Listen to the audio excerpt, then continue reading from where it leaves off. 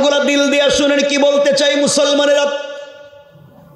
চলার পথে যদি আল্লাহকে আল্লাহ বলে মেনে নিতে পারি, দুনিয়ার জমিনে নিমক হারামি অন্যায় থেকে নিজেকে বাঁচাতে পারি, আল্লাহ রাব্বুল ইজ্জত ওয়াল জালাল বলেছেন বান্দারে ইন্তেকাল করতে দেরি হবে, আমি আল্লাহর তৈরি জান্নাতে যেতে আমার বান্দার এক মুহূর্ত দেরি হবে না। পড়েন সুবহানাল্লাহ।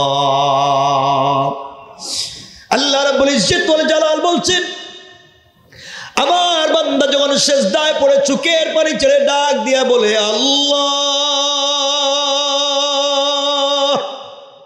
ভুল করে ফেলেছি, চলার পথে অপরাধ হয়ে গিয়েছে, আল্লাহ তুমি ছাড়া আমি কার কাছে বলবো, বলো না তুমি ছাড়া কে আমাকে ক্ষমা করে দিবে। আল্লাহ বলেন দুনিয়ার মানুষেরা আমার বান্দা যখন দুর্বল হয়ে যায়, চলার পথে মানুষের কাছ থেকে আর কোন সহযোগিতার পথ বাকি না থাকে, সবাই যখন তাকে ভুলে যায়, আমার গোলাম যখন কোনো অপরাধ করে ফেলে, মা বাবা তার সন্তানকে বাড়ি থেকে বের করে দিতে পারে, গ্রামের মানুষটাকে গ্রাম থেকে তাড়িয়ে দিতে পারে, কোন পীর তার মুরিদকে খানকা থেকে বের করে দিতে পারে, কোন উস্তাদ তার ছাত্রকে অপরাধের কারণে বের করে দিতে পারে, কোন নবী তার উম্মতকে বের করে দিতে পারে, কোন রাষ্ট্র তার নাগরিককে অপরাধের কারণে রাষ্ট্র থেকে বের করে দিতে পারে। কিন্তু আল্লাহ বলেছেন গোলামেরা শুনে রাখো, আমার বান্দা যত অপরাধ করে না কেন, বান্দারে তো নিজের হাত দিয়ে আমি বানাইছি, আমি জানি বান্দার প্রতি আমার কত ভালোবাসা। মা 10 মাস 10 দিন ভাড়াটিয়ার মতো সন্তানকে পেটে নিছে, এই নারী ছাড়া দন রে মা কোনোভাবে হাত ছাড়া করতে দেয় না। বান্দা আমি না তোরে নিজের হাত দিয়ে বানাইছি, কেমনে তুই ভুল পথে যাইবে বান্দা? সবার দরওয়াজা যখন বন্ধ হয়ে যায়, সবাই তোকে তাড়িয়ে দিতে পারে, কিন্তু আমি আল্লাহ তাআলা আমার বান্দাকে আমার দরওয়াজা থেকে তাড়িয়ে দিতে পারি না। সুবহানাল্লাহ, জোরে পড়েন। এই জন্য আল্লাহ বলেছেন বান্দা অপরাধ হয়ে গিয়েছে, স্বীকার করে তওবা করো। আমি আল্লাহ কথা দিলাম বান্দারে তোমার অপরাধগুলোকে ক্ষমা করে দিয়া ওই পরিমাণ সওয়াব তোমার আমলনামায় লিখে দিয়া তোমাকে জান্নাতি বলে ফয়সালা করে দিতে আমার আল্লাহ এক মুহূর্ত দেরি হবে না। পড়েন সুবহানাল্লাহ, আল্লাহু আকবার। আপনি যদি নিজের ছেলেদেরকে ঠিকমতো ভালো মানুষ না বানান, আপনি জালেম। আপনি সন্তানদেরকে ভালো মানুষ বানাতে পারেননি, আপনি সন্তানের হক নষ্ট করছেন। আপনি স্বামী স্ত্রীর হক ঠিকমতো দিতে পারেননি, আপনি স্ত্রীর হক নষ্ট করেছেন। আপনি স্ত্রী স্বামীর হক দিতে পারেননি, আপনি স্বামীর হক নষ্ট করেছেন। আপনি বাবা সন্তানের হক দেননি, আপনি সন্তান মা বাপের হক দেননি। আপনি ভাই বোনের হক দেননি, আপনি বোন সবাইকে নিয়ে সম্পর্ক সুন্দর করে চলতে পারেননি। এক কথায় হক যেখানে নষ্ট হবে, অন্যায় যেখানেই হবে, আপনি কাবা ঘরের ইমাম হইল, তাহাজ্জুদওয়ালা হইল, কই যাওয়া লাগবে? আসতে বলবেন না, জোরে বলেন, জাহান্নামে যেতে। এজন্য আল্লাহর ওয়াস্তে বাবারে 1 লক্ষ মসজিদ বানাইয়া লাভ নাই, 1 কোটি মাদ্রাসা বানাইয়া লাভ নাই, যদি কারো হক নষ্ট 1 সরিষার দানা পরিমাণ করেন, জাহান্নামে যাওয়া লাগবেই। পরিষ্কার কথা, লাগবেই। রব বলেছেন তিলকা হুদুদুল্লাহ, এটা আমার নির্ধারিত সীমারেখা, কোনো কথা নাই। হক মারছো ও মাফ করে দিবে না, তুমি জাহান্নামে। শেষ ওয়াজ। কথা কি বুঝলেন? পরিষ্কার হয়েছে? আপনি কারো হক মেরে খাইছেন, ও যদি মাফ না করে দেয়, আপনি কাবাগরের ইমাম হইল, জাহান্নামে যাওয়া। এই জন্যে রব বারবার বলছেন আমার হক আমি মাফ করে দিতে পারি। কথা বলল না, আমার হক আমি মাফ করে দিতে পারি, কিন্তু বান্দার সরিষার দানা পরিমাণ হক আমি মাফ করব। এই কথাটা মাথায় থাকবে তো ইনশাল্লাহ? বলেন না ইনশাল্লাহ? আফসোস হয়, অনেক বাবা আছেন, রাগ করেন না, হক কেমনি মারে দেখেন, আপনারা বুঝেন না যে এটা আসলে হক নি। এই যে অনেক বাবা আছে হুজুরদের কাছে এসে বলে, বিশেষ করে হুজুরদের কাছে, যে হুজুর আমি তো খারাপ মানুষ, জীবনে ভালো হইতে পারলাম না, আমি বহুত খারাপ, কিন্তু আমি নিয়ত করছি আমার একটা ছেলের হাফিজ বানাবো, আলিম বানাবো। আমি যত খারাপ হই আমার একটা বাচ্চারে কিন্তু হাফিজ আলিম বানাবো, ভালো মানুষ বানাতে চাই। বলে না? কথা বলেন না কেন? কে বলছে এই কথা? এ কথা শিখিয়ে দিছে কে? কে কে? আল্লাহ কইছে না কিতাব? বুঝি বাবা বাবা, ওই যে আমি যত খারাপ হই আমার ছেলেটা ভালো মানুষ হোক, এই বুদ্ধি দিল কে? হ্যাঁ, কত বড় টাটকা শয়তানি কথা। দেখতে তো ভালো লাগতেছে, আমি যত খারাপ হই হুজুর, আমি বহুত খারাপ, আমার ছেলেটা ভালো মানুষ হোক। কি ভদ্র, অথচ নির্বেজাল শয়তানি কথা বলতেছে, একবারে অরিজিনাল। আল্লাহ কোরআনের কোন জায়গায় বলে নাই তুমি খারাপ থাকো আর ছেলেরে ভালো মানুষ বানাও। আল্লাহ কোরআনের সব জায়গায় বলছে নিজে ভালো মানুষ হও, অন্য হইল কিনা সেটা আমি বুঝবো, আগে তুমি হও, অন্যর জন্য চেষ্টা করবা। নিজে খারাপ, ছেলেরে ভালো বানাইতে চাও, ছেলে ভালো হইলে তোমার লাভ কি? তুমি খারাপ হইলে তো তোমার জব তোমাকে দিতে হবে, সন্তান তোমার কোনো উপকারে আসবে না। কথা বলেন না কেন? হুজুর আমি খারাপ, ছেলেটা ভালো, ছেলে ভালো হইলে তো তার লাভ হয়েছে, তোমার কি? তোমার কি? কারণ হিসাব তোমাকে তোমারটাই দিতে হবে, কবরের প্রশ্নের জবাব তোমাকেই দিতে হবে, মিজান পুলসিরাতে তোমাকেই দাঁড়াতে হবে। ওই সময় কেউ চিনবে না। সন্তানকে ডাকবেন, সন্তান আল্লাহর কাছে সে বলবে আল্লাহ এই বেটা কইতেছে ও নাকি আমার বাপ, আমার বাপের চেহারা তো এমন ছিলই না। কোরআনের আয়াত লম্বা হবে জন্য বলতেছি না, সূরা আল মাআরিজ আয়াত নম্বর 8 থেকে আপনারা পড়েন। 8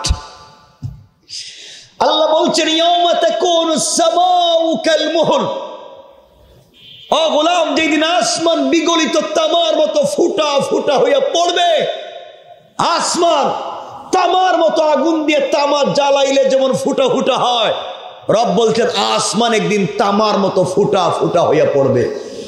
ওয়াতাকুনুল জিবালু কাল আইন, পাহাড়গুলো রঙিন সুতার মতো উড়ে যাবে। রব বলেছেন ওয়ালা ইয়াসআলু হামিমুন হামিমা, কলিজার টুকরা বন্ধু পর্যন্ত বন্ধুর খবর রাখবে না, রক্তের মানুষ মানুষের খবর রাখবে না, সন্তান বাপের না, বাপ সন্তানের না, স্ত্রী স্বামীর না, স্বামী স্ত্রীর না, কেউ না। বিশ্বাস হয় না? বিশ্বাস হয়? তাহলে সন্তানরে ভালো মানুষ বানাইবো না নিজে? বলেন আবার বলেন। নিজে পরিষ্কার একটা কথা মনে রাখবেন, নিজেকে ভালো মানুষ বানানো ফরজ। নিজেকে, এই সূত্রটা শিখে যান, নিজেকে ভালো বানানো বলেন না, আর নিজের সন্তানকে নিজের পরিবারকে ভালো বানাবার চেষ্টা করা ফরজ। কথা পরিষ্কার? নিজেকে ভালো মানুষ বানাবেন না চেষ্টা করবেন? নো, চেষ্টা করতে তো বলিনি। নিজেকে ভালো মানুষ বানাবো না চেষ্টা করব? আর নিজের পরিবারকে ভালো মানুষ বানাবো না চেষ্টা করব? এটাই কোরআন। নিজেকে ভালো মানুষ বানানো ফরজ, পরিবারকে নয়, পরিবারকে চেষ্টা করা। যদি নিজের সন্তানকে ভালো মানুষ বানানো ফরজ হয়, তাইলে নূহ আলাইহিস সালাম জান্নাতে যেতে পারবেন না, কারণ নিজের ছেলে কেনানরে পারেন নাই। কথা বলেন না কেন? যদি নিজের স্ত্রীরে ভালো মানুষ বানানো ফরজ হয়, তাহলে লূত আলাইহিস সালাম জান্নাতে যেতে পারবেন না, কারণ নিজের স্ত্রীরে পারেন নাই। কথা বুঝলেন? যদি নিজের বাপরে ভালো মানুষ বানানো ফরজ হয়, ইব্রাহিম আলাইহিস সালাম জান্নাতে যেতে পারবেন না, নিজের বাপরে পারছেন, কিন্তু তারা নিজের বাপরে পারেন নাই, নিজের স্ত্রীরে পারেন নাই, নিজের সন্তানরে পারেন নাই, নিজেরে পারছেন। আল্লাহু আকবার বলেন না? হযরত আসিয়া নিজেকে ভালো মানুষ বানাবার জন্য জীবন্ত মানুষের শরীরে পেরেক ঢুকাইয়াও নিজে মরে গেলেন, কিন্তু নিজেকে ভালো মানুষ রাখছেন, নিজের স্বামীরে পারছেন। এটার নাম ইসলাম। নিজেকে ভালো বানাও। আমরা কি সুন্দর ওয়াজ শিখছি, হুজুর আমি খারাপ, আমার ছেলেটা একটু ভালো হয়ে যাক। কি শয়তানি কথা! আমরা তো শুনতেছি, দেখতে ভালো লাগতেছে। আল্লাহ আমাদেরকে হেফাজত করো। আমার কথা মনে বুঝতে পারেন নাই? সবাই বুঝছেন নি? কথাগুলো শোনো, সন্তানদেরকে বলছি শোনো, তোমরা যদি জান্নাতে যেতে চাও, হক বলতে শুধু সম্পদ নয়, মা বাপের হক দিয়ে কবরে যাইও। তুমি কাবা ঘরের ইমাম, বনি ইসরাইলের পয়গম্বর মুসা হয়ে গিয়েছ, কিন্তু তোমার মা অথবা বাবা তোমার উপরে অসন্তুষ্ট, কসম তোমাকে জাহান্নামে যেতেই হবে। মৃত্যুর সময় কালিমা নসিব হবে। সিদ্দিকে আকবর থেকে হাদিস খুব বর্ণিত নাই, কয়েকটা মাত্র হাদিস। ওই সিদ্দিকে আকবরের রেওয়ায়ত, পৃথিবীতে যদি কেউ মা বাপকে কষ্ট দেয় তার দুটা সমস্যা দুনিয়ায় হবে। তিনটা বলেছেন, দুটা সমস্যা দুনিয়ায়। এক, তার রিজিক কমে যাবে, হায়াত কমে যাবে, দুনিয়ায় সমস্যায় পড়বে, আর মৃত্যুর সময় কালিমা নসিব হবে না। সহজ বল, যে মা বাপকে কষ্ট দিবে কোনো কারণে, সে যত ভদ্র হোক, মৃত্যুর সময় কালিমা। আর রসুলের সাহাবি তো আপনার ঘটনা, আমি তো ঘটনা বলবো না, হযরত আলকামা রসুলের সাহাবি, নাম হযরত আলকামা, নবীজির সাহাবি, কালিমা আসতেছে না, ওই যে মা অসন্তুষ্ট। সহজ ওয়াজ। এই জন্য আল্লাহর ওয়াস্তে মা বাপকে কষ্ট দেওয়া যাবে, কথা বলে না কেন? কিন্তু আফসোস হয়, আমার সব থেকে বড় কষ্ট কি জানেননি? মায়ের ওই যে 3 হাত 3 আঙ্গুল পেট, মায়ের পেট মাত্র 3 আঙ্গুল ছোট একটা পেট, এই পেটে 5টা 6টা সন্তানের জায়গা হয় না? 5টা 6টা 8টা 10টা সন্তানকে এই মা পেটে ধারণ করে 10 মাস 10 দিন পেটে রাখে। কত কষ্ট করে, সাকারাতের কষ্ট সহ্য করে সন্তানকে প্রসব করে। 8টা 10টা সন্তান এক মায়ের পেটে জায়গা হয়, কিন্তু 8টা 10টা সন্তান বড় হইয়া ঢাকা শহরে 8টা 10টা বাড়ি বানায়, কিন্তু বৃদ্ধা মায়ের আর জায়গা হয় না। ঠিক কিনা? নিমক হারাম। কে বলছে তুমি জান্নাত? কে বলছে?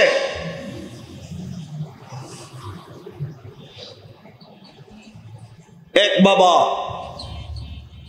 8টা 10টা সন্তানকে একা লালন পালন করে বড় করে, রাত দিন গাদার মতো কাজ করে, নিজে খাইয়া না খাইয়া সন্তানের স্কুলের ফি দেয়, বড় করে বিয়ে শাদী করে, ঘর বাড়ি বানায়।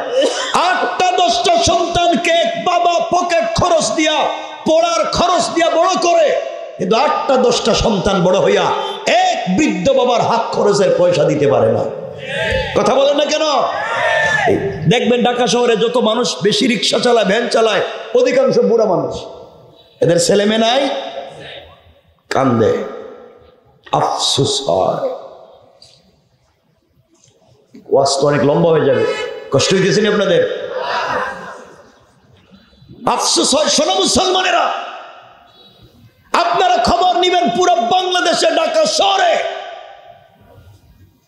একজন মসজিদের ইমাম, মসজিদের খাদেম, মসজিদের মুয়াজ্জিন, মাদ্রাসার শিক্ষক, তার বাপকে আপনি বৃদ্ধাশ্রমে পাবেন না। বলেন না পাবেন? পাবেন? পাবেন না। পাবেন ওই যেই ছেলেটারে আপনি স্টাবলিশড করেছিলেন, এডুকেটেড করেছিলেন, কোয়ালিফাইড করেছিলেন, খুব বড় করেছিলেন, বড় চেয়ারে বসছে, এখন বাপকে বৃদ্ধাশ্রমে দেয়। কথা বলেন না কেন? বাপের জায়গায় বাসায় হয় না, বাপের জায়গায় বাড়িতে হয় না, সন্তানেরা সব লিখাইয়া বাপের হাত থেকে, সন্তান সব বাপের কাছ থেকে সম্পত্তি নিয়ে বাপের বৃদ্ধাশ্রমে দিয়ে দেয়। নিমক হারাম। এই যদি করেন আপনি আপনার বাবার সঙ্গে, আপনি শুধু দিন গুনতে থাকেন, আপনার সন্তানও আপনার সঙ্গে এর চাইতে জঘন্য ব্যবহার করবে। আমার কথাগুলো আপনারা বুঝতে পারতেছেন? এই যে জওয়ানদেরকে বলছি, ভাই তোমাদের কি লজ্জা হয় না, কষ্ট হয় না যে তোমার ছোট্ট একটা বাচ্চা, স্বামী একটা এক সাইডে, স্ত্রী এক সাইডে, বাচ্চাটার মধ্যখানে শোয়া, কি আদর, কি আনন্দ, আরে আমার একটা বাচ্চা কি ভদ্র, কি সুন্দর। তোমার একটা বার চিন্তা হয় না, তুমি যখন এইভাবে বাচ্চা ছিল, তোমার মা বাপ ওইভাবে দুই পাশে শুয়া তোমাকে নিয়ে কত স্বপ্ন দেখেছে, কত আদর ভালোবাসা দিয়েছে। আর নিমক হারাম, তুমি বড় হয়ে আজকে তোমার সন্তানরে সন্তান বলো, আর মা বাপরে তুমি দেখতে পারো না, কি জবাব দিবা?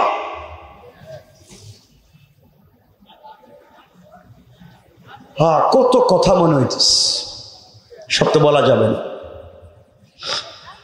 এই জন্য খবরদার, কারো হক আমরা নষ্ট করব, বলেন না নষ্ট করব। এই জন্য সন্তান ভূমিষ্ঠ হওয়ার আগে, এগুলো তো অনেক লম্বা আলোচনা, সন্তান ভূমিষ্ঠ হওয়ার আগে কিছু হক আছে, ওইটা আমরা আদায় করতে হবে। স্বামী স্ত্রী সম্পর্কে একটা হক আছে, ওইটা ঠিক মতো আদায় করলে সন্তান ভালো হবে। সন্তান জন্ম নেওয়ার পরে তার কিছু হক আছে, আদায় করতে হবে। তখন সন্তান বড় হইয়া মা বাপের হক আদায় করবে। কিন্তু আমরা সন্তানের হক দিই না, সন্তান বড় হইয়া মা বাপেরও হক দেয় না। কথা বলেন না কেন? এই জন্য আমি মুসলমানদেরকে বলছি, শোনো মুসলমানেরা, যত দূর পর্যন্ত আমার মাইকের আওয়াজ যায় আপনাদেরকে বলছি, পৃথিবীতে 1000 কোটি টাকার সম্পদ রেখে যাওয়ার চাইতে সন্তানগুলাকে সম্পদ বানিয়ে যান, যেন আপনি মরে গেলে আপনার পয়সা দিয়ে সিনেমা হলে গিয়ে গান না দেখে, সিনেমা না দেখে, আপনার সন্তান যেন কবরের পাশে দাঁড়াইয়া তেলাওয়াত করে আর বাপের জন্য বুক উজাড় করে ঢুক ঢুক করে আওয়াজ করে কান্দে। এমন সন্তান তৈরি করে যান। সন্তানকে এমনভাবে তৈরি করেন, সম্পদশালী বানান। সন্তানই একটা সম্পদ, এটা বানিয়ে যান যেন আমি মরে গেলে আমার সন্তানটা আমার জন্য দোয়া করে। কয়েকদিন আগে, আমি বলবো না, আমাকে একজন, আমাদের কাছে তো অনেক বেশি মানুষ জানতে চায়, তো একজন বলতেছে, হুজুর আমি জানতাম যে আমার বাপ মুসলমান, আমি জানি, কিন্তু মরছেন, এখন কি করতে হবে এটা আমি জানি না। আমার কথা কি আপনারা বুঝলেন? সে বলতেছে যে সে জানে সে মুসলমান, তার বাপও মুসলমান, কিন্তু বাপ মারা গেছে, এখন কি করা লাগবে সে বুঝতেছে না। আপনি কিছু বুঝলেন? অথচ সন্তান এই দেশের বিশাল এক ব্যক্তি, মারা যাওয়ার পরে একজন মুসলমানের কি করতে হবে এটি জানে না। জিন্দা থাকতেই বাপের সঙ্গে তার সম্পর্ক কেমন ছিল চিন্তা করে। আল্লাহ, সমাজটা কত নিচে নেমে গেল। এই জন্য মুসলমানেরা মনে রাখবেন, সমাজকে যদি সুন্দর করতে হয়, সমাজকে যদি ভালো বানাতে হয়, 1 নাম্বার বড় আমানতদার হওয়া লাগবে। পাবলিকের হক কোনো সময় মেরে খাওয়া যাবে না, কারো হক অন্যায়ভাবে মেরে খাওয়া যাবে না, কারো আমানত নষ্ট করা যাবে না।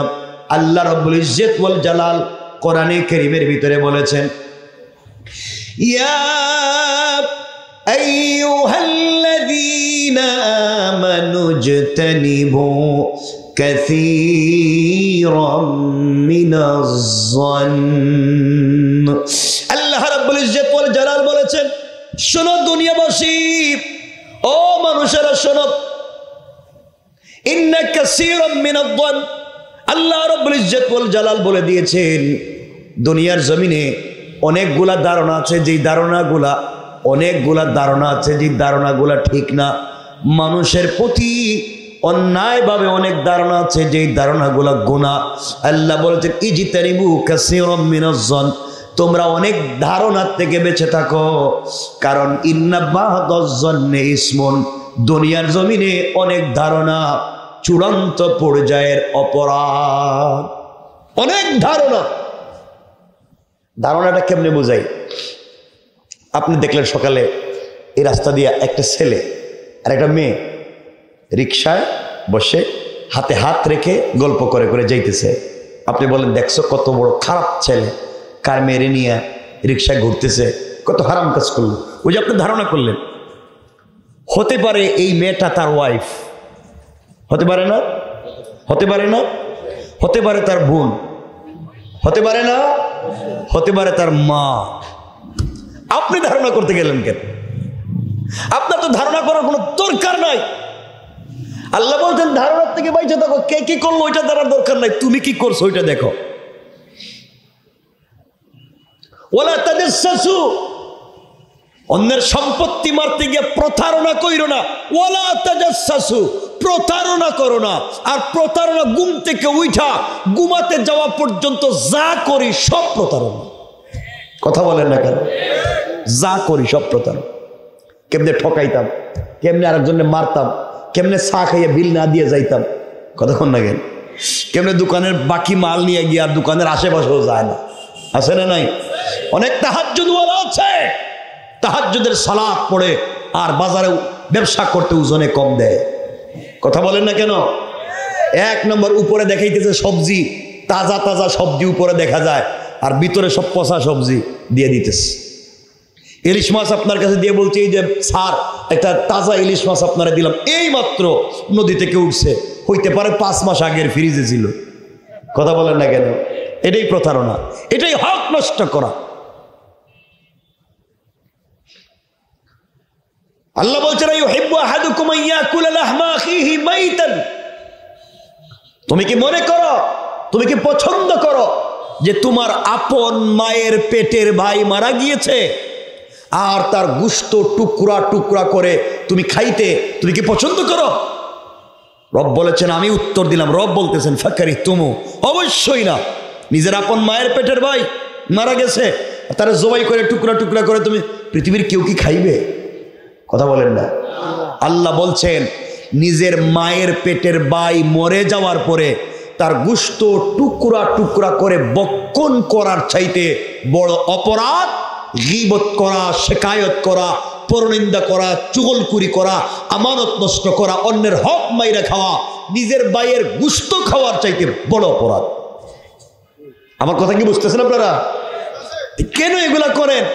রাত দিন তো এগুলোইতেই ব্যস্ত থাকেন।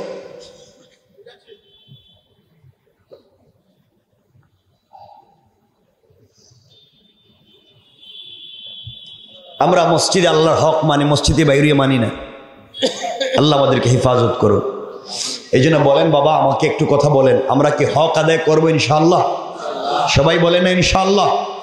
মনোযোগ দিয়ে শোনেন, শেষ দিকে আপনাদেরকে ছোট্ট একটা আমলের দিকে নিয়ে যাব ইনশাআল্লাহ। তো আশা করি আমরা আজকের আলোচনার থেকে এটা পরিষ্কার করব, অন্যের হক অন্যায়ভাবে মেরে খাবো। কথা বলেন না কেন? আমানত নষ্ট করব। আপনার কাছে একজন 500 টাকা দিয়ে বলছে এই 500 টাকা আমানত রাইখো, আমি আমারে দিও পরে, আপনি ওই টাকাটা রাখলেন, ওই টাকাটা খরচ করলেন, আমি আপনি কোনো জায়গায় খরচ করে ফেললেন, ও যেদিন চাইলো আপনি তারা দিয়ে দিলেন, তাহলে তো তার আমানত নষ্ট হয়েছে? 100% হয়েছে না? কোন কি? সে আপনাকে যেই কালারের নোট দিছিল ওইটা তো আপনি তারা দেন নাই, সে আপনার হাতে যেটা দিছিল ওইটা দেন নাই। রব বলেছেন যে যেভাবে যেটা রেখেছে সেভাবেই ফেরত দেওয়ার নাম আমানত। আর আপনি ওইটা দিয়ে বেনিফিট নেবেন। 10,000 টাকা একজন আপনার কাছে রাখছে, 1 বছর পরে নিব, 10,000 টাকা খাইলেন, ঘুমাইলেন, কত কিছু করলেন, 1 বছর পরে চাইলো আপনি ব্যাংক থেকে 10,000 টাকা দিয়ে দিলেন, ওইটা দেওয়া হয়েছে কিন্তু আমানত রক্ষা হয় নাই। দেওয়া এক জিনিস, আমানত রক্ষা আর এক জিনিস। কথা বুঝলেন? এজন্য রসুলের কাছে পাবলিক যেভাবে যে জিনিস যেভাবে দিত ওইভাবেই ফেরত পাইত। এজন্য তিনি আলামিন। আল্লাহ রসুল বলছেন লা ঈমান আলিমান লা আমানাত লা, যে আমানত রক্ষা করতে পারে না তার কোনো ঈমান নাই। ওয়ালা দীন আলিমান লা আহদ লা, যে ওয়াদা দিয়ে ওয়াদা রাখতে পারে না তার কোনো ধর্ম নাই। কিন্তু আজকে আমরা আমানত রক্ষা করতে পারি না। মসজিদে কেউ রাগ করেন না বাবা, আল্লাহর রাস্তায় আমি চিনি না কেউ রে, আর বাইরে শুধু চিনি, দেখা হইল মাত্র। মসজিদের আমানত এমন হয়েছে, খবর নিয়ে দেখেন ঢাকা শহরে ম্যাক্সিমাম মসজিদের সভাপতি সুদখোর। কথা বলেন না কেন? কথা বলে ঠিক কিনা? ক্যাশিয়ার ঘুষখোর, আর সেক্রেটারি দুর্নীতিবাজ, চাঁদাবাজ, বদমাইশ, ফেন্সিডিল ব্যবসায়ী, ইয়াবা ব্যবসায়ী, ইতিমের জায়গা দখল করে, বিধবার বাড়ি দখল করে, পাবলিকের জায়গা জমি নিজের নামে বুয়াজাল দলিল করে, অন্যের সম্পদ বইরা খায়, থানায় গিয়া দালালি করে, মানুষের নামে মিথ্যা মামলা দেয়, শেষ বয়সে মসজিদ মাদ্রাসার দায়িত্বশীল হয়ে যায়। ঠিক কিনা বলেন? এগুলা করে আপনি কি করলেন? কে আমানত রক্ষা করলেন? আপনি কি জবাব দিবেন রবের কাছে? এই জন্যে আসলে আমাদের এই উপস্থিতি পরিবেশ আমাদেরকে এভাবে করে ফেলেছে। মনোযোগ দিয়ে শোনেন। বেশি লম্বা করবো? লম্বা হয়ে যাচ্ছে তো ভাই, 12টা ভিতরে রেখে দিব আমরা।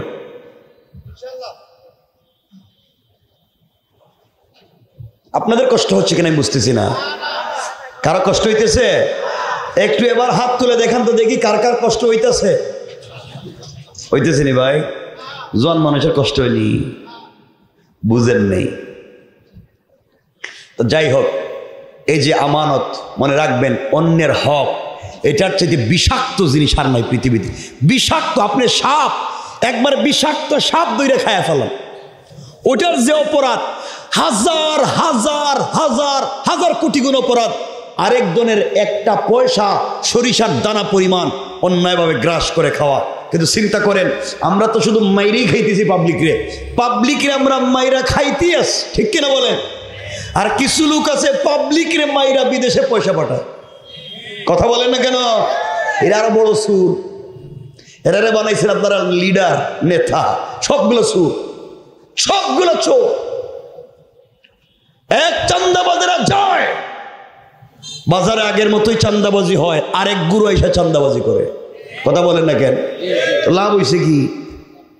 সবই তো জায়গায় জায়গায় থাকে। আফসোস, মৃত্যুর ভয় ভিতরে নাই। আল্লাহ বলছেন ওয়াত্তাকু ইয়াওমান তুরজাউনা ফীহি ইলাল্লাহ সুম্মা তুওয়াফা কুল্লু নাফসিন মা কাসাবাত ওয়া হুম লা ইউজলামুন। ও বান্দা, তোমাকে আমার কাছে ফিরে আসতে হবে, আসতেই হবে।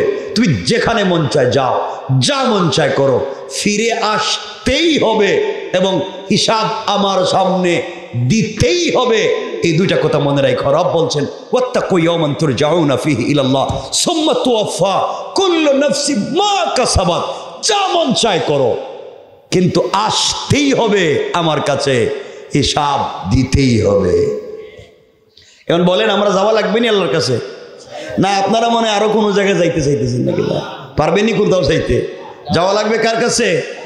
হিসাব দেওয়া লাগবে নি? হিসাব দেওয়া লাগবে। পারবেন তো দিতে? কি দিবেন হিসাব? আসেনি কিছু দেওয়ার? সমাজটা কত খারাপ হয়ে গেছে।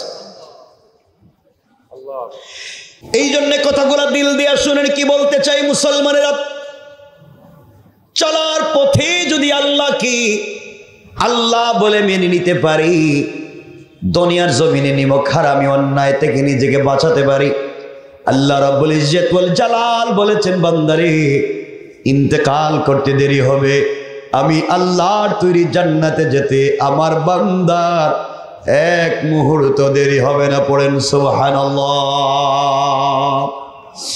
আল্লাহ রাব্বুল ইজ্জত ওয়াল জালাল বলছেন আমার বান্দা যখন সিজদায় পড়ে চোখের পানি ছেড়ে ডাক দিয়া বলে আল্লাহ, ভুল করে ফেলেছি, চলার পথে অপরাধ হয়ে গিয়েছে, আল্লাহ তুমি ছাড়া আমি কার কাছে বলবো? বলো না, তুমি ছাড়া কে আমাকে ক্ষমা করে দিবে? আল্লাহ বলেন দুনিয়ার মানুষেরা আমার বান্দা যখন দুর্বল হয়ে যায়, চলার পথে মানুষের কাছ থেকে আর কোন সহযোগিতার পথ বাকি না থাকে, সবাই যখন তাকে ভুলে যায়, আমার গোলাম যখন কোনো অপরাধ করে ফেলে, মা বাবা তার সন্তানকে বাড়ি থেকে বের করে দিতে পারে, গ্রামের মানুষটাকে গ্রাম থেকে তাড়িয়ে দিতে পারে, কোন পীর তার মুরিদকে খানকা থেকে বের করে দিতে পারে, কোন উস্তাদ তার ছাত্রকে অপরাধের কারণে বের করে দিতে পারে, কোন নবী তার উম্মতকে বের করে দিতে পারে, কোন রাষ্ট্র তার নাগরিককে অপরাধের কারণে রাষ্ট্র থেকে বের করে দিতে পারে। কিন্তু আল্লাহ বলেছেন গোলামেরা শুনে রাখো, আমার বান্দা যত অপরাধ করে না কেন, বান্দারে তো নিজের হাত দিয়ে আমি বানাইছি। আমি জানি বান্দার প্রতি আমার কত ভালোবাসা। মা 10 মাস 10 দিন ভাড়াটিয়ার মতো সন্তানকে পেটে নিছে, এই নারী ছেড়া দন রে মা কোনোভাবে হাত ছাড়া করতে দেয় না। বান্দা আমি না তোরে নিজের হাত দিয়ে বানাইছি, কেমনে তুই ভুল পথে যাইবে বান্দা? সবার দরওয়াজা যখন বন্ধ হয়ে যায়, সবাই তোকে তাড়িয়ে দিতে পারে, কিন্তু আমি আল্লাহ তাআলা আমার বান্দাকে আমার দরওয়াজা থেকে তাড়িয়ে দিতে পারি না। সুবহানাল্লাহ, জোরে বলেন। এই জন্য আল্লাহ বলেছেন বান্দা অপরাধ হয়ে গিয়েছে, স্বীকার করে তওবা করো। আমি আল্লাহ কথা দিলাম বান্দারে তোমার অপরাধগুলোকে ক্ষমা করে দিয়া ওই পরিমাণ সওয়াব তোমার আমল নামায় লিখে দিয়া তোমাকে জান্নাতি বলে ফয়সালা করে দিতে আমার আল্লাহ এক মুহূর্ত দেরি হবে না। পড়েন সুবহানাল্লাহ, আল্লাহু আকবার। রাত্র 11:30 হয়ে গেছে, আমরা লম্বা করতেছি না, খুব মনোযোগ দিয়ে শোনেন। তাহলে এতক্ষণ বলছি অপরাধ, অনেক আমানত নষ্ট করা, অন্যের হক মেরে খাওয়া, এগুলা করলে জান্নাতে যাব না জাহান্নামে? কথা বলেন না? তাহলে এগুলা থেকে আমরা বাঁচতে পারবো তো ইনশাল্লাহ? সকলে বলেন না ইনশাল্লাহ?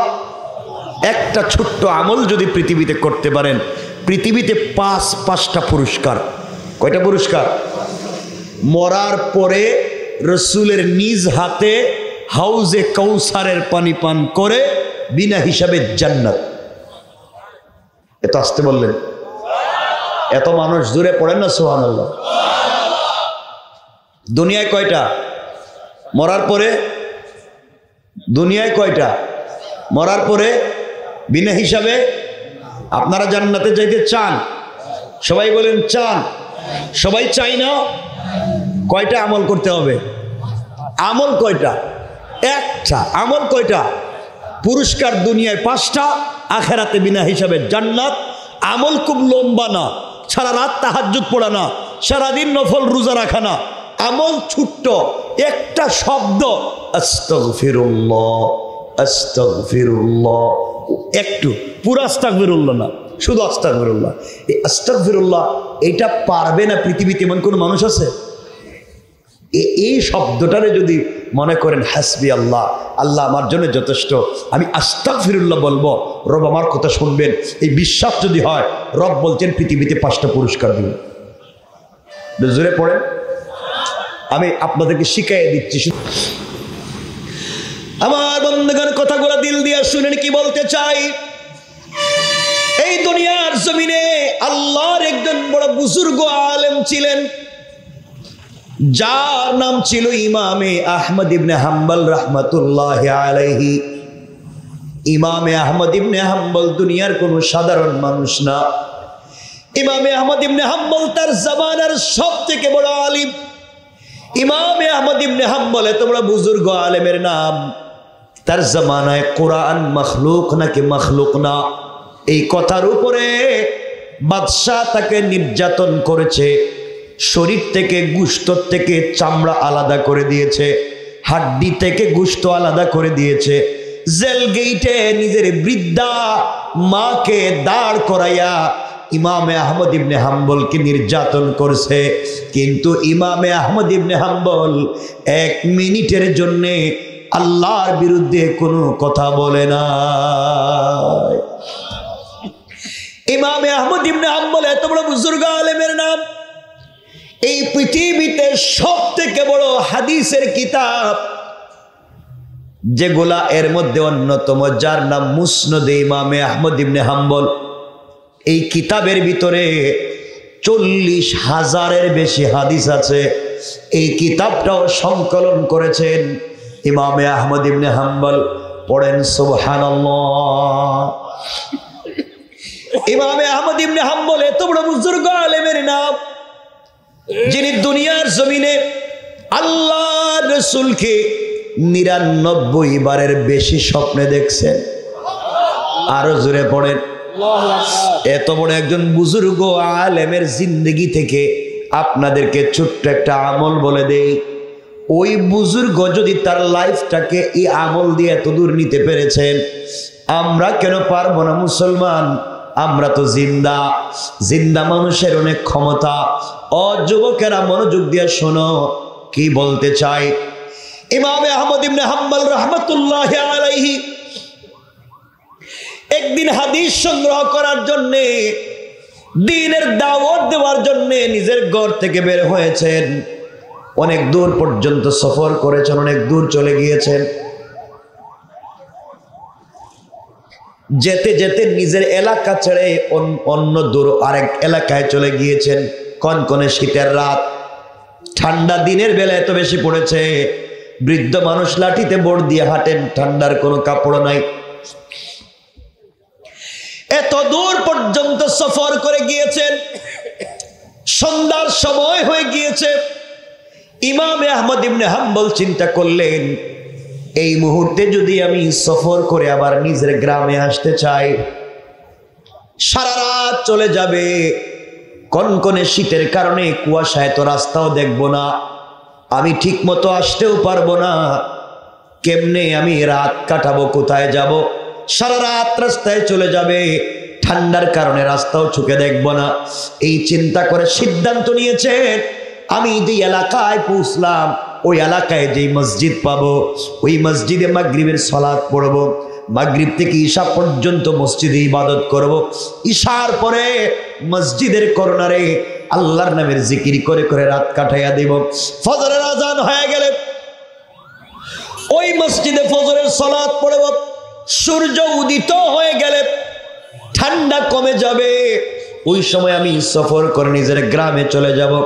এই চিন্তা করে ইমামে আহমদ ইবনে হাম্বল যে এলাকায় গেলেন ওই এলাকার একটা মসজিদে তিনি মাগরিবের সালাত আদায় করলেন। মাগরিবের নামাজ পড়ে ওই মসজিদে ঈশা পর্যন্ত আল্লাহ নামের তাসবিহ পড়লেন, জিকির করলেন। মসজিদে ঈশার আজান হয়েছে, ওই মসজিদে ঈশার সালাত পড়লেন, সকল মুসল্লিরা চলে গিয়েছে, ইমামে আহমদ ইবনে হাম্বল যান না। তিনি মসজিদের কর্নারে বসে বসে আল্লাহ নামের জিকির করতে লাগলেন, কোরআন তেলাওয়াত করতে লাগলেন। মসজিদের সকল মুসল্লিরা চলে গেল, মসজিদের দরওয়াজা লাগিয়ে দেওয়া হবে। এমন সময় মসজিদ কমিটির কেউ, মসজিদের মুসল্লি অথবা মসজিদের স্টাফ ডাক দিয়ে বলছে, আঙ্কেল কে? আপনাকে চিনতে পারলাম না, আপনি কে? আপনাকে চিনলাম না, কে? গভীর রজনীতে মসজিদে বসে আছে, সকল মুসল্লিরা চলে গিয়েছে, আপনি এখন পর্যন্ত যাচ্ছেন না, আপনি গেলেই তো মসজিদের গেটটা লাগাইয়া দিতাম। ইমামে আহমদ ইবনে হাম্বল বলছেন, বাবা আমি একজন পথিক মুসাফির, আমার বাড়ি কিন্তু এলাকায় না, অনেক দূর থেকে বিশেষ দিনের প্রয়োজনে এসেছি, রাত হয়ে গিয়েছে, অন্ধকার, বৃদ্ধ মানুষ, ঠান্ডার কোনো কাপড় নাই, এই রাত্রবেলা সফর করে নিজের গ্রামে যেতে গেলে ঠান্ডায় রাস্তায় মরে যেতে পারি, রাস্তা তো চোখে দেখবো না, আর এলাকার কেউ আমাকে চিনে না, এই জন্য মসজিদে আশ্রয় নিলাম, সারা রাত মসজিদে ইবাদত করে কাটাইয়া দিতে চাই, ফজরের সালাত পড়ে কিন্তু মসজিদ থেকে চলে যাব। মসজিদের ওই লোকটা বলছে, আঙ্কেল আমাদের মসজিদে অপরিচিত কাউকে রাত্র বেলা থাকবার পারমিশন দেওয়া যায় না, আপনি মসজিদে থাকতে পারবেন না, আপনি চলে যান। অনেক অনুনয় বিনয় করে বুঝালেন, কে শুনে কার কথা, লম্বা কথা সংক্ষেপ করে বলে দেই। এক পর্যায়ে ইমামে আহমদ ইবনে হাম্বলকে ওই মুসল্লি অথবা মসজিদের স্টাফ মসজিদ থেকে বের করে দিয়েছে গভীর রাত। আল্লাহর বুজুর্গ আলেম গভীর রজনীতে মসজিদ থেকে বের হয়ে চলে গিয়েছে, কোন কোন শীতের মধ্যে হাঁটেন আর চোখের পানি ছেড়ে কান্না করে আল্লাহকে ডাক দিয়ে বলছে, আল্লাহ তোমার দ্বীনের প্রয়োজনে এসেছি, গভীর রাত্রে কোথায় যাব আল্লাহ, তোমার ঘরে আশ্রয় নিলাম, ওরাও আমাকে বের করে দিল, রাখলো না। আমার বন্ধুগণ, ইমামে আহমদ ইবনে হাম্বল যদি নিজের পরিচয় দিয়ে বলতেন, আমি ইমামে আহমদ ইবনে হাম্বল, এই জামানার, এই দুনিয়ার, এই মুহূর্তে পৃথিবীর সব থেকে বড় আলেম, এই কথা বললে এলাকার মানুষ তাকে বের করে দেওয়া দূরের কথা, পুরা এলাকার নারী পুরুষ তার খিদমতে চলে আসতো, সারা রাত সবাই খিদমত করতো, তার হাত দিয়া দিয়া দোয়া নিত, কিন্তু একটা বার নিজের পরিচয় দিলেন না, নিজেকে ছোট করে ফেললেন, নিজের পরিচয় দিলেন না। ওই জায়গায় ইমামে আহমদ ইবনে হাম্বল না হয়ে আমি যদি হইতাম অথবা আমরা কেউ হইতাম, আর আমাদেরকে এভাবে কেউ বের করে দিত, সাথে সাথে পকেট থেকে কার্ড বের করে দিয়ে বলতাম, এই যে দেখেন আমি কে, আমি কত বড় বল্টু, পৃথিবীর দুনিয়ার সকল মানুষ চিনে, আপনারা আমারে চিনলেন না, এই যে দেখেন আমি কে, কথা বলেন না কেন? আমরা আমাদের পরিচয় ওপেন করে দিতাম, আমরা নিজেদেরকে বড় করতে চাই, এই জন্য আল্লাহ দুনিয়া আমাদেরকে ছোট বানাইয়া দেয়, আর তারা দুনিয়ার জমিনে নিজেকে ছোট বানাইয়া দিয়েছেন মাটির সঙ্গে মিশাইয়া দিয়েছেন। আল্লাহ তাদেরকে দুনিয়ায় বড় বানাইয়া দিয়েছেন। এই জন্যে দুনিয়ায় চলার পথে খবরদার, দুটো হাত জোড় করে বলে গেলাম মৃদা বাড়ির মানুষেরা, শোনো, হয়তো জিন্দেগিতে তোমাদের সঙ্গে আমার কোনোদিন দেখা না হতে পারে। তোমাদের পায়ে হাত রেখে বলে গেলাম, পৃথিবীতে যদি বড় হতে চাও নিজেকে ছোট করো। ছোট হলেই তো মানুষ বড় হতে পারে। কারণ একটা কথা মনে রাখবেন, আপনি যত উঁচায়, যত উপরে লাফ দিবেন, আপনি আগে নিচু হওয়া লাগবে। কথা বলেন না কেন? লাফ দিতে কি দিতে পারবেন এভাবে? না, আগে নিচ থেকে গিয়ে লাফ দিতে হয়। লাফ কেমনে দেয়? নিচ থেকে গিয়ে না। আপনি যত উপরে উঠতে চান তত নিচে গিয়া লাফ দিবেন, ঠিক না? এই জন্য আপনি দুনিয়ায় যত বড় হতে চান নিজেকে ছোট করেন, আর ভাব ধরবেন, অহংকার করবেন, আল্লাহ থাবড়াইয়া রাস্তায় নামাইয়া দিতে পারে। কোরআনে কারীমের 19 নম্বর পারা 25 নম্বর সূরা, সূরা আল ফুরকানের 63 নম্বর আয়াতে আল্লাহ বলছেন, ওয়া ইবাদুর রাহমানিল্লাযীনা ইয়ামশুনা আলাল আরদি হাওনা। আল্লাহ রাব্বুল ইজ্জত ওয়াল জালাল বলতেন, গোলাম রে, দুনিয়ায় যদি বড় হতে চাও, আমার গোলাম যারা দুনিয়ার জমিনে দাবি করেছে, আমার গোলাম দুনিয়ার জমিনে কোনোদিন অহংকার করতে পারে না, নিজের পয়সার গরম দেখাতে পারে না। আমার গোলাম যারা দুনিয়ার জমিনে দাবি করবে, আমার গোলাম দুনিয়ার জমিনে কোনোদিন অহংকার করতে পারে না। এলাকায় যাদেরকে টাকার মালিক বানিয়েছেন, মিল ফ্যাক্টরির মালিক বানিয়েছেন, গাড়ির মালিক, বাড়ির মালিক, ফ্ল্যাটের মালিক বানিয়েছে, আপনি যদি সম্পদের কারণে, পয়সার কারণে, ক্ষমতার কারণে দুনিয়ার জমিনে যদি অহংকার করে বসেন, আবার আল্লাহ চাইলে 10 তলা থেকে থাবড়াইয়া গাছতলায় নামাইয়া দিতে আমার আল্লাহ 1 মিনিটও দেরি হবে না। আর আপনি যদি অহংকার ছেড়ে দিতে পারেন, আবার আল্লাহ চাইলে গাছতলা থেকে, বাঁশতলা থেকে কান ধরে 10 তলার মালিক বানাইয়া দিতে আমার আল্লাহ 1 মুহূর্ত দেরি হবে না। কোন ঠিক কিনা? অসুবিধা হচ্ছে? অসুবিধা হয়? যেখানে 10টায় শেষ হওয়ার কথা, বাইক হয়েছিল 9টায়, সেখানে রাত হইতেছে 12টা। কষ্ট হচ্ছে? অসুবিধা হয়? খুব সংক্ষেপ, আর কষ্ট দিব না, শুনেন, হয়তো জিন্দগিতে কাজে লাগতে পারে কথাটা। আমার বন্ধুগণ, ইমামে আহমদ ইবনে হাম্বল গভীর রজনীতে রাস্তায় একা একা হাঁটে, ঠান্ডায় কাঁপতেছে আর হাঁটতেছে।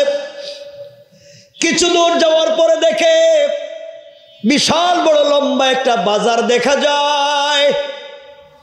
ওই বাজারে সবগুলা দোকান বন্ধ, কিন্তু গভীর রজনীতে বাজারের মধ্যখানে ভাঙ্গা ঝুপড়ি ঘরে এক যুবক দোকান খুলে বসে আছে। ইমামে আহমদ ইবনে হাম্বল কাছে গিয়ে দেখে যুবকটা দোকানের ভিতরে চুলায় আগুন জ্বালাইয়া বসে রয়েছে। কাছে গিয়ে জিজ্ঞেস করলেন, বাবা, এই বাজারের সবগুলা দোকান বন্ধ, গভীর রজনীতে তোমার দোকান খোলা, কারণ কি? যুবক ডাক দিয়া বলছে, আঙ্কেল, এই বাজারের সবগুলা দোকানদার ফজরের পরে দোকান খুলে সন্ধ্যার সময় বন্ধ করে দেয়, সারাদিন ইচ্ছা মতো দোকানদারি করে। আর আমি একজন মাত্র দোকানদার, সন্ধ্যার পরে দোকান ওপেন করি, ফজরের আজান হয়ে গেলে দোকান বন্ধ করি, সারা রাত এই ভাঙ্গা ঝুপড়ি দোকানে কয়েক টাকার রুটি বিক্রি করি, কয়েক টাকার পিঠা বিক্রি করি। এই রুটি বিক্রি করি, গভীর রাত্রে কয়েকজন কাস্টমার আসে, এইভাবে আমার দিন রাত কেটে যায়। ইমামে আহমদ ইবনে হাম্বল বলছেন, জওয়ান, তুমি বলো না তোমার দোকান কি ফজর পর্যন্ত খোলা? যুবক বলছে, আঙ্কেল, দোকান তো ফজর পর্যন্ত খোলা। ডাক দিয়ে বলছেন, বাবা, তোমার দোকানের চুলায় যে আগুন জ্বলে, এটা কি কতক্ষণ জ্বলবে? কয় ফজর পর্যন্ত জ্বলবে।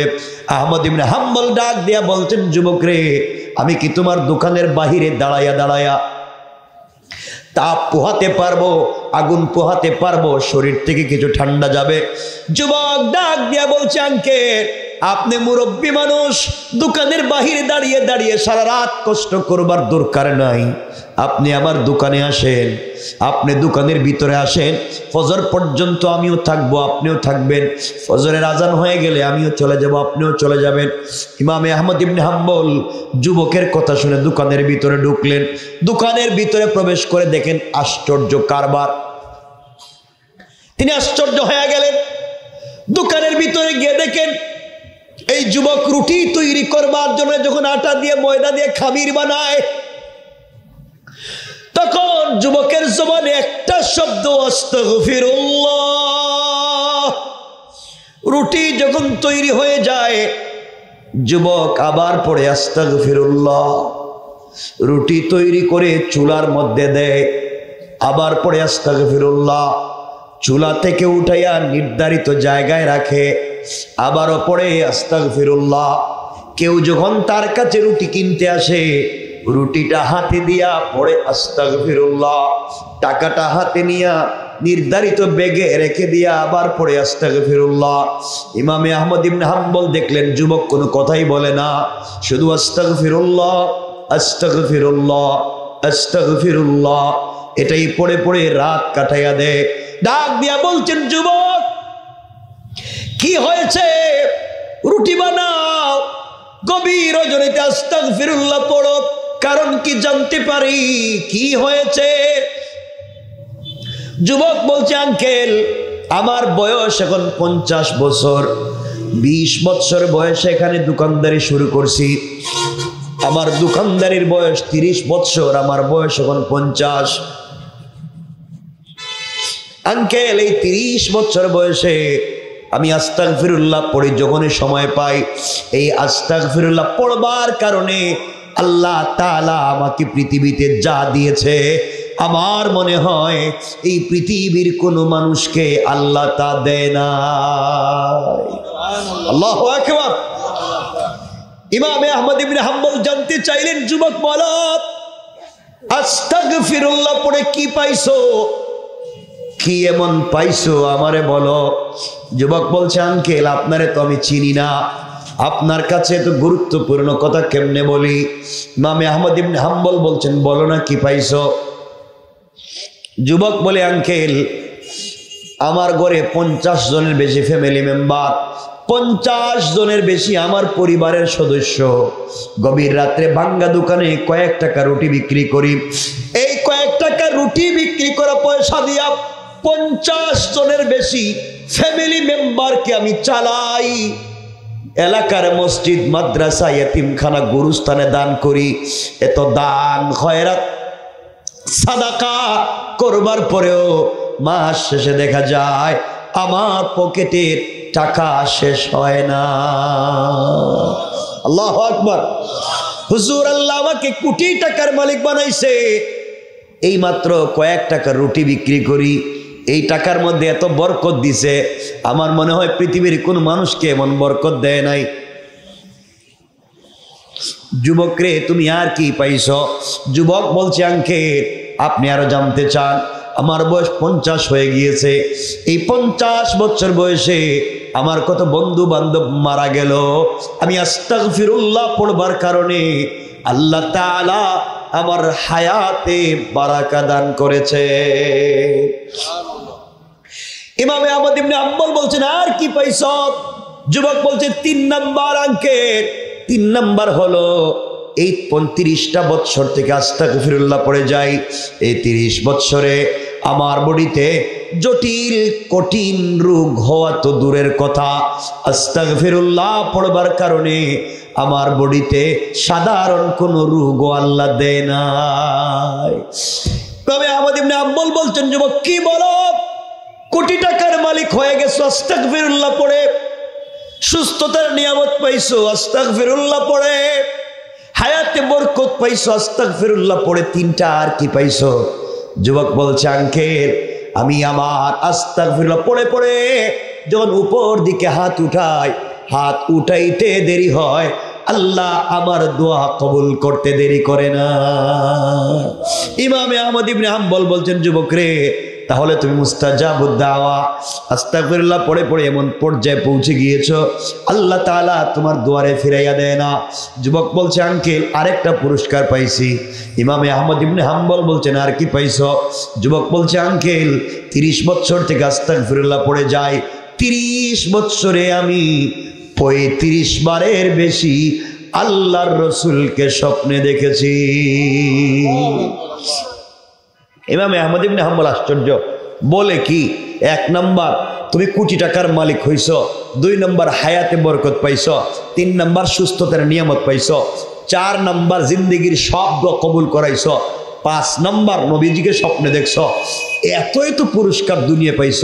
আস্তাগফিরুল্লাহ পড়ে যুবক, তাইলে তো তোমার জিন্দগিতে কোনো কষ্ট নাই, সবই তো পায়া ফালাইছ। আল্লাহ তো তোমার সবই দিছে, টাকা পয়সাও দিছে, সম্মানও দিছে, ইজ্জত দিছে, সবই পাইছ। তোমার কোনো কষ্ট আছে? জীবনে কোনো কষ্ট আছে? কোনো ব্যথা আছে? এই কথা বলবার পরে যুবক সিজদায় পড়ে গিয়েছে, চিৎকার করে ডাক দিয়ে বলেছে আল্লাহ, এই মুরব্বিরে আমি চিনি না, এত বছর পরে আমার কষ্টের কথা মনে করাইয়া দিছে। আল্লাহ আমার তো কষ্টের কথা মনে পড়ছে। যুবকটা ইমামে আহমদ ইবনে হাম্বলকে জড়িয়ে বলছে আঙ্কেল আপনারে চিনি না, কিন্তু আল্লাহ আমার আল্লাহর কাছে যা চাইছি তাই দিছে। এমনকি এলাকার যত মানুষ আমি রুটিওয়ালার কাছে দোয়া চাইছে, হাত উঠাইলেই দোয়া কবুল। দুনিয়ার কত মানুষ কত বিষয় নিয়ে দোয়া চাইলো, আমি হাত উঠাইলেই দোয়া কবুল। কিন্তু আঙ্কেল আল্লাহ আমার কোটি টাকার মালিক বানাইলো, হায়াতে বরকত দিল, সুস্থতার নিয়ামত দিল, নবীজির স্বপ্নে দেখাইল, সব দোয়া কবুল করলো। কিন্তু আল্লাহ আমার ছোট্ট একটা দোয়া কবুল করে নাই। আমার মনের ভিতরে বড় ব্যথা, না জানি কোন দিন মরে যাই, কোন দিন জানি মরে যাব বলতে পারছি না, আমি কোন দিন জানি মরে যাই, কিন্তু মনের ব্যথাটা তো যায় না। আঙ্কেল আল্লাহ কেন জানি আমার দোয়া কবুল করে না। ইমামে আহমদ ইবনে হাম্বল বলছেন যুবকরে, এত এত জিনিস পাওয়ার পরেও তোমার অপূর্ণতা আবার কোন জিনিস থাকলো? কি জিনিস নিয়ে তুমি চোখের পানি ছাড়ছো? যুবক বলছে আঙ্কেল 30 বছর থেকে ছোট্ট একটা দোয়া আল্লাহর কাছে করি, এই দোয়া করলে সম্পদ বাড়ায়, এই দোয়া করলেই তো হায়াত বাড়ায়, এই দোয়া করলেই নবীজিরে স্বপ্নে দেখায়, কিন্তু আমার এই দোয়াটা কবুল করে না। ইমামে আহমদ ইবনে হাম্বল বলছেন বলো না দোয়াটা কি? যুবক বলছে আঙ্কেল 30 বছর থেকে দোয়া করি, বলছি আল্লাহ শুনছি এই জামানার সব থেকে বড় আলেমের নাম ইমামে আহমদ ইবনে হাম্বল, আমার মনে বড় আশা আমি তাকে একটাবার দেখব, তার কাছ থেকে দোয়া নিব, এই জন্য আমি 30 বছর থেকে দোয়া করি, ইমামে আহমদ ইবনে হাম্বলকে দেখতে চাই। আজ আমি 3-4 বার দোয়া করলাম, কিন্তু কেন জানি আল্লাহ সব দোয়ারে কবুল করে, ইমামে আহমদ ইবনে হাম্বলকে দেখবার দোয়া করলে কবুল করে না। ইমামে আহমদ ইবনে হাম্বল তো আশ্চর্য, আমি তো ইমামে আহমদ ইবনে হাম্বল, যুবক আমার দেখার জন্য দোয়া করে, তাইলে কি আল্লাহ এই জন্য যুবকরে দেখাইবার জন্য যুবকটাকে আমার বাড়িতে পাঠায় নাই, বরং আমি বুড়া মানুষটারে হাঁটাইয়া এত দূর নিয়ে আসছে? আল্লাহু আকবার বলেন। তাইলে রুটিওয়ালা দেখা যায় বাঙ্গা দোকানে রুটি বিক্রি করে, এমন আমানতদারি শিখছে। যুবক এমন আমানতদারি শিখছে, এই আমানতের কারণে রব তো আমার চাইতে মর্যাদাবান তারে বানাইছে। এবার ইমামে আহমদ ইবনে হাম্বল বলছেন যুবক তুমি যে ইমামে আহমদ ইবনে হাম্বলকে দেখতে চাও, আল্লাহ তাআলা ওই ইমামে আহমদ ইবনে হাম্বলকে আজকে নিজের ঘর থেকে বের করে সারাদিন সফর করাইয়া একটা মসজিদে মাগরিবের নামাজ পড়াইয়া ইমামে আহমদ ইবনে হাম্বল ওই মসজিদে ঈশার নামাজ পড়লেন, চিন্তা করলেন রাত্র মসজিদে কাটাইবেন, কিন্তু আল্লাহ তাআলা ইমামে আহমদ ইবনে হাম্বলকে মসজিদ থেকে বাইর করে সারা রাত অন্ধকার ঠান্ডা রাস্তার মধ্যে হাঁটাইয়া তোমার বাজারে আইনা কিছুক্ষণ আগে তোমার দোকানের সামনে দাঁড়াইয়া যেই মুরব্বীটা তোমার সঙ্গে কথা বলছে রে, এই মুহূর্তে তোমার সামনে দোকানে দাঁড়াইয়া যেই মুরব্বী কথা বলে আমি আর কেউ না, আমি হলাম সেই ইমামে আহমদ ইবনে হাম্বল। আল্লাহু আকবার। ও যুবক আস্তাগফিরুল্লাহ পড়ছো, আল্লাহ তোমার জিন্দেগির সব দোয়ারে কবুল করছে। যুবকরা আরেকটা সুসংবাদ দেই, নবীজি কালান নবী সাল্লাল্লাহু আলাইহি ওয়াসাল্লাম, নবীজি বলছেন কেউ যদি আস্তাগফিরুল্লাহ ঠিকমতো পড়ে আর সকাল বিকাল দুরূদ শরীফ পড়ে, ওই বেচারা যখন ইন্তেকাল করবে রাসূল তাকে কিয়ামতের দিন নিজ হাতে হাউজে কাউসারের পানি পান করাবে, আর তার সঙ্গে ওই মানুষটাও জান্নাতুল ফিরদাউসে চলে যাবে। আল্লাহু আকবার। অনেক লম্বা আলোচনা করলাম, তাও তো 1.5 ঘন্টার উপরে হয়ে গেছিল, 1.5-2 ঘন্টা হয়ে গেছিল, কম বলি নেই।